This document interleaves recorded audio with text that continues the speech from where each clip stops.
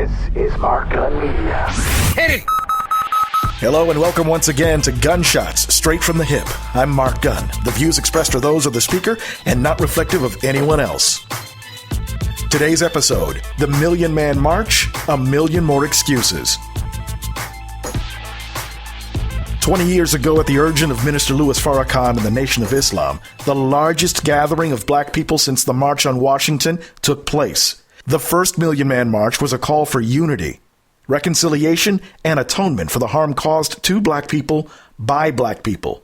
The march was so important for many reasons. In fact, a movie called Get on the Bus chronicled the trip to D.C. through the eyes of a group of black men. If you're ready to stop being the boys that started on this bus to Washington and be, the men that our wives and our mothers and our children are waiting for back home. If you're ready to do that, then we got work to do. The event, largely ignored by mainstream media, except to try and downplay the actual number of people attending, was historic in that it showed that we as black people can indeed unify behind a common cause. Conservative media outlets took great delight in trying to scare its racist viewers by talking about the potential for violence, and that because Minister Farrakhan was involved, it was an anti-white rally. Critics were roundly silenced when there were no reports of any incidents that day. One of the most impactful moments of that day in 1995 was a pledge that the minister asked every black man there to take. I say your name. Pledge that from this day forward, I will strive to love my brother as I love myself.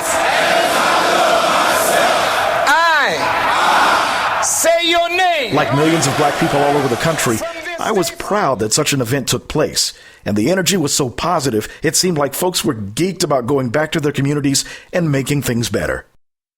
In the aftermath, a couple of things happened. While some went about the business of rolling up their sleeves and putting in work, a lot more didn't. The problems we addressed 20 years ago are still being addressed to this day. We are here today because the black man of America and the Native American and the indigenous people and the poor of this nation must have justice. That left a sour taste in my mouth. The other, on a more personal level, was that I was doing mornings on a legendary black-owned radio station in Pittsburgh. I wanted my team to go to the march, but it wasn't in the budget. I had no problem with that. It is what it is. The problem I did have, and I'm still bitter about it today, was that I was told not to talk about the Million Man March, because according to some in station management, might, quote, offend our Jewish clients. Now imagine how stupid I felt not talking about the biggest event in black American history when I knew that every other black radio station in the country would be. It was that morning that I decided that I could no longer work for an entity that was that short-sighted. Ironically, I left on Martin Luther King Day the following January. The other sour taste in my mouth came after the realization that we as black folks have become damn good at symbolism, but when the rubber hits the road, seem incapable of doing what's really necessary to better our condition. We're extremely adept in the art of protest. We'll march at the drop of a hat, but by and large, the follow-up is severely lacking. Now, this is not to diminish the work that's being done by those small pockets of folks that are really making a difference. It's just that more of us talk to hear ourselves and don't do enough. This year, the theme was justice or else. Justice! Justice! The march paid specific attention to the violence being perpetrated against people of color by law enforcement, a very valuable platform for the Black Lives Matter movement. While it's important that we continue to voice our protest while drawing attention to these issues, we simply must do more. Now, I made the same observation 20 years ago. As far as I'm concerned, had we as a people done more of what was needed en masse, the 20th anniversary march would have been more of a celebration instead of a continued airing of grievances. Justice or else kind of rings hollow when the or else hasn't clearly been articulated. This march is called Justice or Else. Or else what? After the march 20 years ago, we should have realized something that I'd been saying all along. In a lot of circumstances, black people must be monolithic in our thinking. We must be in lockstep in the way we approach the problems that continue to plague us. We're still trying to fight for progress, and we're not getting that. They want to promote that everything is fine. We have a black president. Racism is over, when I feel like things are regressing. While independent thought is something to be cherished, Black America must realize that until we can improve our collective condition, we'd all better get on the same team. You can't tell me that it can't be done because, as the minister said, there were thousands of people there, all of different religions, heeding the call of a Muslim. Granted, there will be some Islamophobes that hear this and possibly choke themselves by being wrapped too tightly in the American flag. But unless they present any physical harm, they are merely a distraction. As it was 20 years ago, you really didn't see any mainstream media coverage of this year's event because, once again, it didn't fit the black man as the boogeyman narrative. Most of the coverage I saw came from people that were actually there. Social media is a beautiful thing in that regard. Now, while the numbers weren't what they were in 1995, I did see generations of families and more people of different ethnicities. Feel-good moments to be sure, but what I didn't see was a serious discussion about solutions. Practical ideas that could be implemented by everyone in attendance. To that end, I have a list of ideas that I've come up with that could work to the collective benefit of black people. 1. Register and vote. Unless you've been living under a rock, you're very well aware of the voter suppression efforts being carried out by the Republican Party. The goal being to keep as many people of color from getting to the polls. Remember, there are politicians that look just like you that don't have the best interests of the community at heart. They must be identified, removed from office, and replaced with those that have shown a genuine concern for our well-being. Educate yourself when it comes to the political arena. Do it to the point to where you can actually run for office if need be. Number 2, any adult man or woman that can legally obtain a firearm, do so. Let's be honest. Not only do we have to deal with the threat of the uber-patriotic American who wants to take his country back. I'm deeply afraid that we are still, as a country, mired in prejudice and racism. Sadly, we even have to deal with some of our own that are just as evil as any racist. We can no longer turn a blind eye to those that would do us harm simply because they look like us.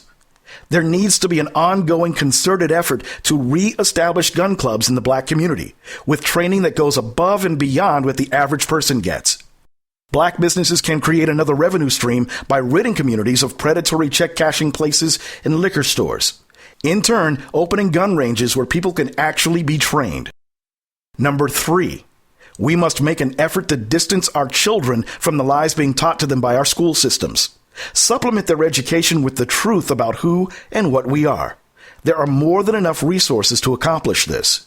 Instead of getting brain dead from playing video games, allocate at least 1 hour a day for the family to participate in a mind and bodybuilding exercise. I personally recommend Tai Chi. Entertain the idea of a series of class action lawsuits, charging various school systems with the deliberate miseducation of our kids. No real money to be made, but it draws more attention to the issue and will force school systems to provide a better education. Number 4, ingest a steady diet of positive music and images.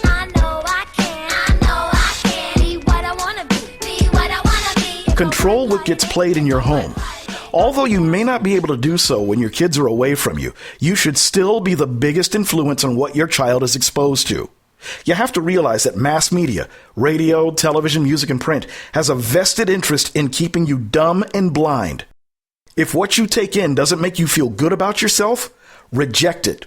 There's been a talk of a class action lawsuit against several record companies for products that are harmful to the black community. When it comes to black radio, you need to take more control as well. All stations must maintain what's known as a public file. Any and all complaints must be kept there, and you must have access to view at any time during their regular business hours.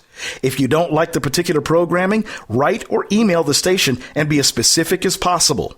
The public file is very important when it comes to a station getting its license renewed. Stations are granted those licenses to serve the public interest, and if the FCC finds that not to be the case, the license renewal can be delayed or the license even revoked. You have more power than you realize. Black people have to undo over 400 years of brainwashing. Number 5. This will probably be the most difficult and most important to implement and maintain. Black America must not only find a way to harness more control over the black dollar, we must find more ways to make it. Dr. Boyce Watkins, a dear friend and a noted professor of economics, has established a Black Wealth Boot Camp that I highly recommend. You can find him on Facebook. Most of us already have a level of skill that can be utilized in our own businesses.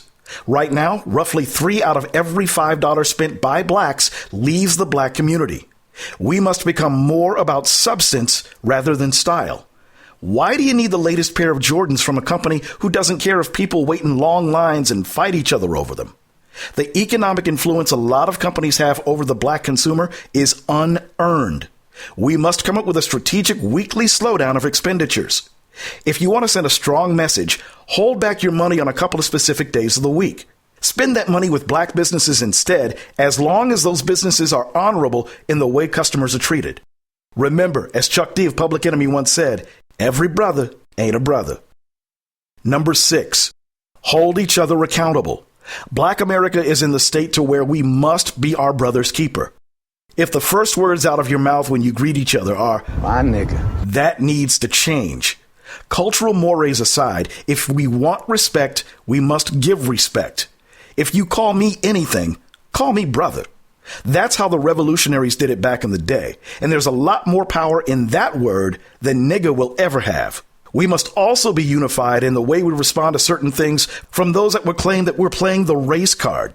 You know, when someone questions the validity of the Black Lives Matter movement by bringing up black-on-black crime, there's no need to argue or get upset. Simply respond by asking, well, what about white-on-white crime? It's been my experience that they shut up rather quickly. Speaking of whites, please remember that we've always had some as sincere allies, and a lot more as opportunists looking to derail any progress that we make. Learn the difference. After all, they have much more work to do in solving America's racial problem. We can't solve it for them since it wasn't of our making. The best we can do is address our issues honestly amongst ourselves and develop that monolithic mindset I spoke of earlier. My hope and prayer is that it won't be another 20 years before things really change, because I, for one, dread the thought of the 40th anniversary of the Million Man March. Once again, you've been listening to Gunshots Straight from the Hip. The views expressed are those of the speaker and not reflective of anyone else. If you have any comments or questions, feel free to send me an email to markgunmedia@gmail.com or leave your comments in the space provided below. Thank you for listening. Mark Gun Media. No hype, no hoopla, just damn good work.